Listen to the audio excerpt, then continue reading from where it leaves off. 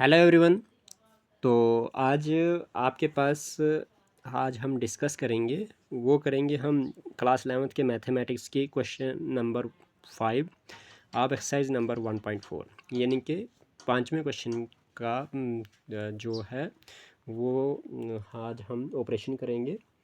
और इस question number 5 को डिस्कस करेंगे हम इस तरह से कि इसने बोला हुआ है जो आपके पास find the intersection of each of the pair sets of question 1 above. ये जो ऊपर वाला क्वेश्चन है ना, इसी के आपने क्या करना है, इसी के क्वेश्चंस के आपने इसी जो क्वेश्चन नंबर 1 के जो पार्ट्स हैं इन सब के इंटरसेक्शन निकालना है। इंटरसेक्शन में क्या होता है जी, कॉमन होता है, ठीक है, याद रख लेना। और यूनियन में आपको सम करना होता है, सारे एलिमेंट्स लिखने होते हैं, ठीक है। तो बात करते हैं कि x जो है 1 3 5 है और y जो है 1 2 3 है। तो आपके पास x ये आ गया, y ये आ गया, तो ये intersection y x intersection y क्या हो जाएगा, वो हो जाएगा, देख लीजिए 1 इसमें x में भी है और y में भी है तो 1 आ जाएगा इंटरसेक्शन में। 3 x में भी है और y में भी 3 है तो इंटरसेक्शन में 3 आ जाएगा। 5 जो है x में है लेकिन y में नहीं है तो ये नहीं आएगा। 2 जो है y में है लेकिन x में नहीं है तो ये नहीं आएगा। तो कॉमन जो है दोनों सेट्स में वही एलिमेंट्स आपके पास इंटरसेक्शन में आते हैं, ठीक है। अभी बात करते हैं हम कि ए जो है आपके पास सेकंड पार्ट में पूछा हुआ वो है AEIOU और बी जो है वो ABC है। तो इसमें आपने देखना है कि इंटरसेक्शन क्या आएगा। तो अगर बात करेंगे ए जो है वो आपके पास हो जाता है AEIOU, बी जो है आपके पास ABC हो जाता है। तो ए इंटरसेक्शन बी क्या हो जाएगा, वो हो जाएगा ए, यहाँ पे ए में है और बी में भी ए है तो ए आएगा। ई आपके पास ए में है लेकिन बी में नहीं है। आई जो है ए में है बी में नहीं है। ओ जो है ए में है लेकिन बी में नहीं है। ए यू जो है ए में है लेकिन बी सेट में नहीं है। तो इसीलिए सिर्फ ए आपका कॉमन रहा और इस ए इंटरसेक्शन बी का आंसर भी ए ही आएगा। अभी बात करते हैं थर्ड पार्ट की। थर्ड पार्ट में क्या पूछा है इसने, थर्ड पार्ट में पूछा है इसने A is equal to x such that x is a natural number and multiple of 3। X जो है वो नेचुरल नंबर है लेकिन मल्टीपल ऑफ 3 है। और बी जो है वो एक्स सच दैट एक्स है is a natural number lies less than 6 means x such that x is a natural number less than 6। तो इसका मतलब ये हो जाता है जब आपके पास ए आंसर में सोल्यूशन में करने की कोशिश करते हैं आप इसकी, तो ए इज इक्वल टू क्या हो जाएगा, natural number and less than sorry multiple of 3। It means 3 1 ज़ा 3 3 2 ज़ा 6 3 3 ज़ा 9 3 4 ज़ा 12। तो ये नेचुरल नंबर हुए और सो ऑन चलता रहेगा। बी की बात करें तो x जो है वो नेचुरल नंबर है लेकिन लेस देन 6 है। तो नेचुरल नंबर कहाँ से स्टार्ट होते हैं, 1 से स्टार्ट होते हैं। तो 2 3 4 5 आएगा, लेस देन 6 तो 5 तक ही आए। कि तो ए इंटरसेक्शन बी की बात करेंगे तो आपके पास इसका ए में पहला एलिमेंट 3 है और बी में आपके पास 3 कॉमन आ रहा है, इसके अलावा कुछ भी कॉमन नहीं आ रहा है यहाँ तक अगर बात करेंगे हम।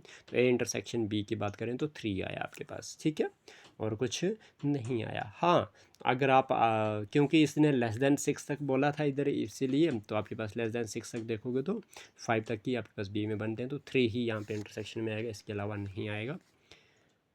उम्मीद करता हूँ आपको समझ आ चुकी होगी पार्ट नंबर 3 की।